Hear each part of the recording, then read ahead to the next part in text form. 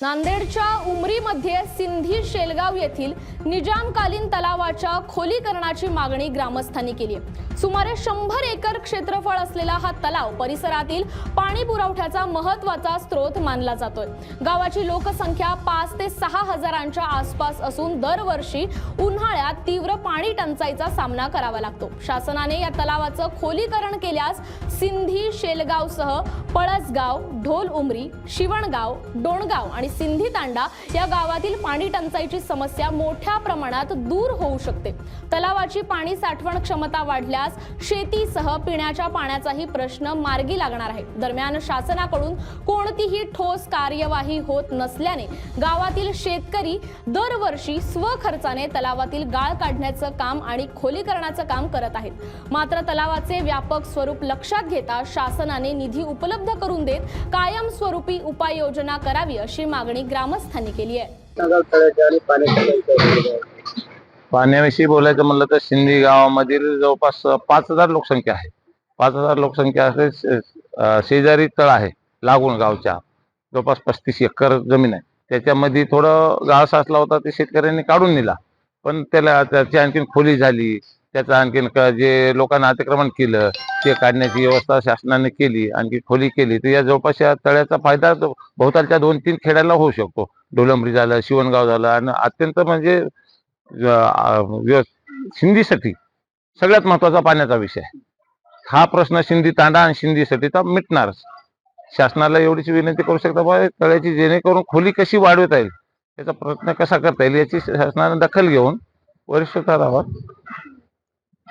रुंदीकरण करून त्यानंतर म्हणलं तर सिंधी गावामध्ये शेतकऱ्यांनी स्वखर्चानं त्या तळ्यामधील गाळ काढला स्वखर्चानं, आणि जवळपास या 4 खेडे या तळ्यावर अवलंबून आहेत।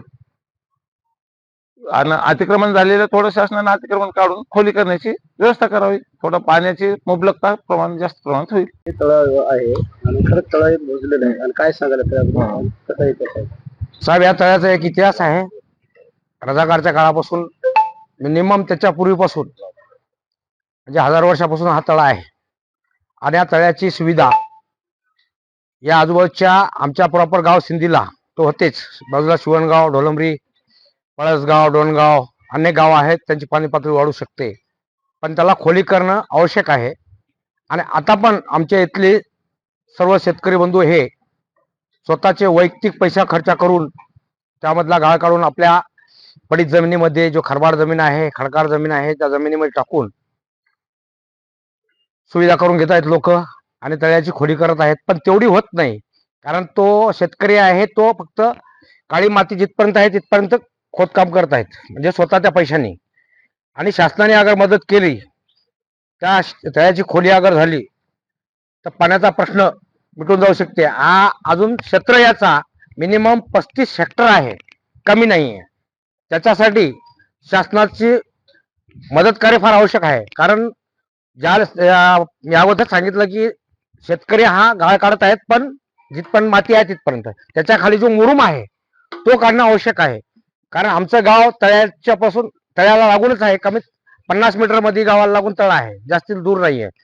पण गावाला एवढी पाणी टंचाई आमची आहे ज्याची लिमिट नाही। उन्हाळ्या दिवसामध्ये पाणी मिळत नाही, पावसाळ्यात सुद्धा पाण्याची टंचाई आमच्या गावात चलते।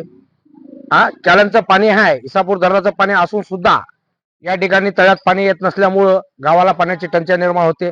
याच गावाला पाणी भेटत नाही तर बाजूच्या आजूबाजूच्या गावचे पाणी कसं मिळणार? त्याच्यासाठी शासनाला विनंती आहे की बाबा याची खोली करून देण्यासाठी शासनाने आम्हाला मदत करावा, शासनाने थोडंसं आम्हाला सहकार्य करावा।